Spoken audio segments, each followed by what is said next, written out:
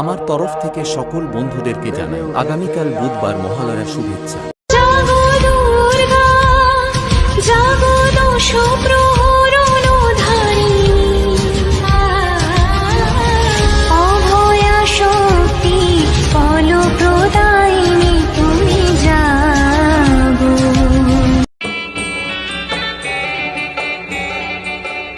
ও আয় ছুটে আয়, প্রচুর গন্ধ এসেছে। ও